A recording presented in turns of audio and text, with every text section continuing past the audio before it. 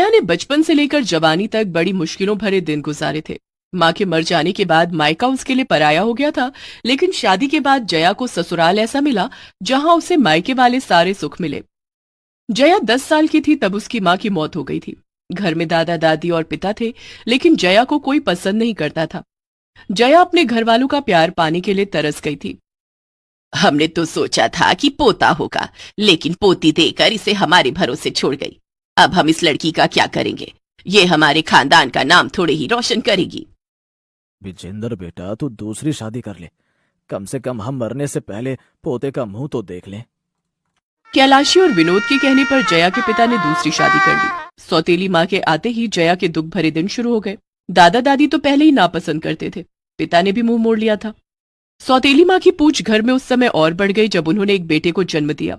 10 साल की जया को अपनी सौतेली माँ की तीमारदारी करने में लगा दिया गया। कहाँ जा रही है सुबह सुबह? दादी, मैं स्कूल जा रही हूँ। और यहाँ घर का काम कौन करेगा? हैं? तुझे भाई होने की खुशी नहीं है? चल जा, अपने भाई को तेल मालिश कर और उसे नहला धुला कर तैयार कर। छोटी सी जया बड़ों वाली जिम्मेदारी निभाने लगी। सारा दिन वो घर के बड़ों की रहती। सुबह 5 बजे उठ जाती और घर के सारे काम करती।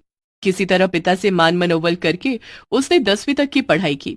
10वीं पास करने के बाद, पिताजी, आगे की पढ़ाई के लिए मुझे कॉलेज में एडमिशन लेना है, उसके लिए पैसे चाहिए।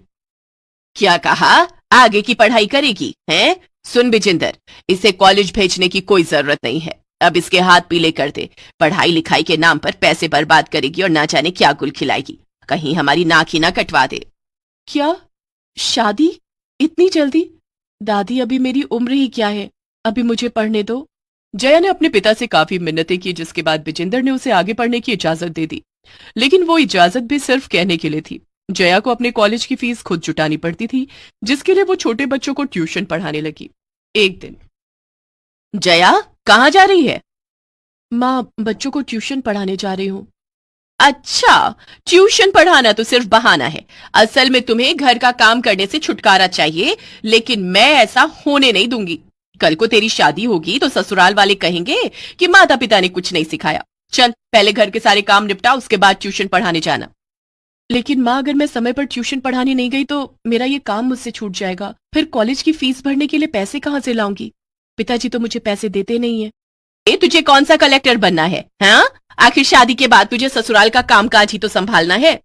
माँ, मैं ट्यूशन से आकर घर का सारा काम कर दूंगी, अभी मुझे जाने दो। इतना कहकर जया ट्यूशन पढ़ाने चली गई। सुनीता गुस्से में आग बबूला हो रही थी।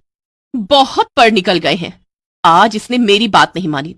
आने दो इसके बापू को, आज ही इसका घर से निकलना बंद करवाती हूँ। जया जहां ट्यूशन पढ़ाती थी वहां कई बच्चे थे। उनमें से एक बच्ची थी गुड़िया।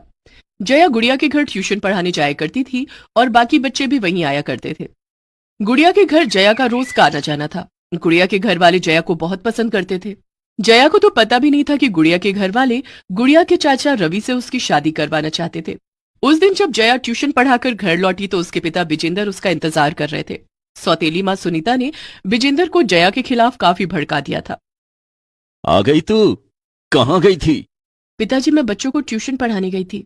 अपनी माँ के मना करने के बाद भी तू ट्यूशन पढ़ाने गई? पिताजी, कॉलेज की फीस भरनी है, इसके लिए पैसे चाहिए, इसलिए मैं ट्यूशन पढ़ाना नहीं छोड़ सकती। तो आज मैं तेरी फीस की टेंशन दूर कर देता हूं।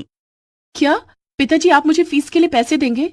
नहीं, ना तू कॉलेज जाएगी और ना ही होगी फीस की टेंशन दूर कर देता हूं। पिताजी, ऐसा मत कहिए। विजेंद्र ने जया का हाथ पकड़कर उसे उसके कमरे में ले जाकर पटक दिया और बाहर से दरवाजा बंद कर दिया।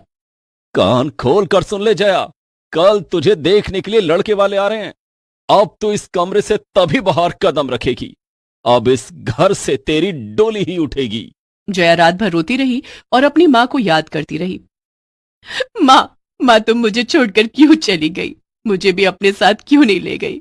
पिताजी तो मेरी एक नहीं सुनते, घर में कोई मुझे प्यार नहीं करता। जया रोते रोते सो गई। किसी ने उसे खाने के लिए भी नहीं पूछा। दूसरे दिन सुनीता ने जया के कमरे का दरवाजा खोला और उससे कहा, जया, लड़के वाले आते ही होंगे, तू जल्दी से तैयार हो जा। जया समझ गई थी कि अब उसकी सुनने वाला कोई नहीं है। वो नहा धोकर तैयार हो जाती है। कुछ देर के बाद लड़के वाले आ जाते हैं। जया जब लड़के वालों के सामने आई तो हैरान रह गई। लड़के वाले कोई और नहीं बल्कि उसके स्टूडेंट गुड़िया के माता पिता थे, जो गुड़िया के चाचा रवि के लिए जया का हाथ मांगने आए थे। लड़के वालों ने जया को पसंद कर लिया। जया को भी गुड़िया के परिवार वाले बहुत पसंद थे, इसलिए जया ने खुशी खुशी शादी के लिए हाँ कह दिया। कुछ दिनों के बाद जया की शादी रवि के साथ हो जाती है। शादी के दूसरे दिन जया सुबह 5 बजे उठ जाती है। अरे जया, इतनी सुबह क्यों उठ गई? अभी तो भाभी, घर का काम भी तो करना होगा ना, सबके लिए चाय नाश्ता बनाना होगा। जया, यहाँ सब लोग सुबह 8 बजे उठते हैं और चाय नाश्ता उसके बाद ही होता है। और घर की साफ सफाई? उसके लिए हमने काम वाली रखी हुई है। तुम जाओ, जाकर सो जाओ। जया मन ही मन सोचती है, मेरा ससुराल मेरे मायके से कितना अच्छा है। यहाँ सब लोग सुबह 8 बजे सोकर उठते हैं। मायके में तो मुझे सुबह 5 बजे उठना पड़ता था और घर के सारे काम करने पड़ते थे। यहाँ तो घर का काम भी नहीं करना पड़ेगा। जया फिर से सो जाती है। जब वो सुबह 8 बजे उठती है तो देखती है कि रवि एक ट्रे में उसके लिए बेड टी लेकर आता है। अरे, आपने चाय क्यों बनाई? मुझे उठा देते, मैं सबके लिए चाय बना देती। जया, ये चाय मैंने नहीं बनाई, बल्कि पिताजी ने बनाई है। हमेशा से सुबह की चाय पिताजी ही बनाते आए हैं, वही सबके लिए चाय बनाते हैं। क्या? पिताजी ने चाय बनाई है? मैंने तो हमेशा अपने घर में सबको चाय बनाकर पिलाई है। आज पहली बार किसी ने मुझे चाय बनाकर पिलाई है। हमें सब मालूम है जया, तुम जब यहां गुड़िया को पढ़ाने आती थी तभी तुम्हारे हाव भाव देखकर हम समझ गए थे कि तुम अपने मायके में खुश नहीं हो। और सच पूछो तो मैं मन ही मन तुम्हें प्यार करने लगा था, इसलिए हमने फैसला किया कि तुम्हें इस घर में लेकर आएंगे। अच्छा, जल्दी से चाय पीकर तैयार हो जाओ, माँ ने तुम्हें रसोई में बुलाया है। जया चाय पीकर नहा धोकर रसोई में जाती है। जया बहू, आज तेरी पहली रसोई है, खीर और पूरी बना ले। जी माँ जी। जया सबके लिए खीर पूरी और पनीर की सब्जी बनाती है और सबके लिए नाश्ता लगाती है। सब लोग मिलकर नाश्ता करते हैं। वाह, बहुत ही स्वादिष्ट खीर बनाई है जया बहू ने, और पनीर की सब्जी तो लाजवाब है।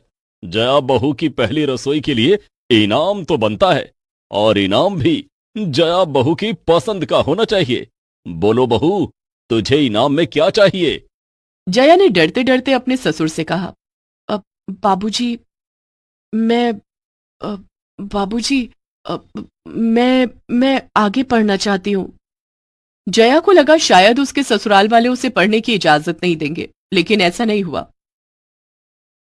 हाँ हाँ, क्यों नहीं जया बहू, तुझे जितना पढ़ना हो तो उतना पढ़। पढ़ना और जीवन में आगे बढ़ना तेरा अधिकार है।